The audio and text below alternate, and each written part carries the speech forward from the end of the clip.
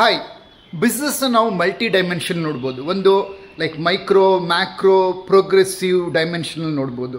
So micro ಅಂದರೆ ಏನು? ಈ ತಿಂಗಳಲ್ಲಿ ನಾನು 500 ಲೀಡ್ ಜನರೇಟ್ ಮಾಡಿದೆ, ಒಂದು 50,000 ಮಾರ್ಕೆಟಿಂಗ್ ಬಜೆಟ್ ಹಾಕಿದೆ, ಲೈಕ್ಸ್ 5% ಕನ್ವರ್ಷನ್ ಆಯಿತು, 25 ಜನ ಕಸ್ಟಮರ್ ಆದರು, ಲೈಕ್ ಈ 25 ಜನ ಕಸ್ಟಮರ್ಗೆ ಇಷ್ಟು ಟರ್ನ್ ಓವರ್ ಬಂತು.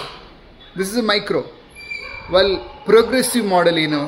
So every month like 500 lead generate ಮಾಡಿದ್ವಿ, ಒಂದು ವರ್ಷಕ್ಕೆ 6,000 ಲೀಡ್ ಆಯಿತು. 25% ಅಂದರೆ 5% ಕನ್ವರ್ಷನ್ ಲೆಕ್ಕ ಹಾಕ್ಕೊಂಡ್ರೆ 25 ಕಸ್ಟಮರ್ ಅಂತ ಹೇಳಿದ್ರು ಆ ಮಂತ್ ಬಜೆಟ್ಗೆ ಅಷ್ಟು ಬಂದಿರೋ ಒಂದು ಕನ್ವರ್ಷನ್ ಲೆಕ್ಕ ಹಾಕ್ಕೊಂಡ್ರೆ 300 ಕಸ್ಟಮರ್ ಆಗಿರ್ತಾರೆ.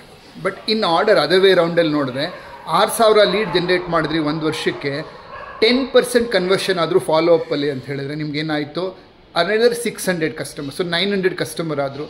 ಈ 900 ಕಸ್ಟಮರ್ಸ್ನ ನೀವು again like you make a happy customer and they will become your king customer, you will have a 10x growth. ಯಾಕಂದರೆ ಅವ್ರು ಮತ್ತೆ ಮಾರ್ಕೆಟಿಂಗ್ ಮಾಡಬೇಕಾಗಿಲ್ಲ. ಸೊ ಈ ಫಾಲೋ ಅಪ್ಪಲ್ಲಿರೋ ಕಸ್ಟಮರು ಆರ್ಗ್ಯಾನಿಕ್ ಆಗಿ ನಿಮಗೆ ನಿಮ್ಮ ಒಂದು ಇನ್ಫ್ಲೂಯೆನ್ಸ್ ಮಾರ್ಕೆಟಿಂಗ್ ಆಗಿರುತ್ತೆ, ಇಂಪ್ಯಾಕ್ಟ್ ಆಗಿರುತ್ತೆ. They by your higher products. This is what happening in my BTA and for our so many business owners also. So ನಿಮ್ಮ ಒಂದು ಮಾರ್ಕೆಟಿಂಗ್ನ, ನಿಮ್ಮ ಬಿಸ್ನೆಸ್ ಮಾಡೆಲ್ನ ನೋಡೋ ದೃಷ್ಟಿಕೋನ ಯಾವುದು ನಿಮ್ಮದು? Micro, macro or progressive business model? So I suggest think of progressive business model. 1 lakh ಕಸ್ಟಮರ್ನ ಕೂಡ ನೀವು ಏನು ಮಾಡ್ಬೋದು, ಮ್ಯಾನೇಜ್ ಮಾಡ್ಬೋದು. ಆ್ಯಂಡ್ 10 ಪಟ್ಟು 100 ಪಟ್ಟು ಲಾಭದಾಯಕ ವ್ಯಾಪಾರವನ್ನು ಕೂಡ ನೀವು ಪ್ರೊಜೆಕ್ಟ್ ಮಾಡ್ಕೊಬೋದು. All the best.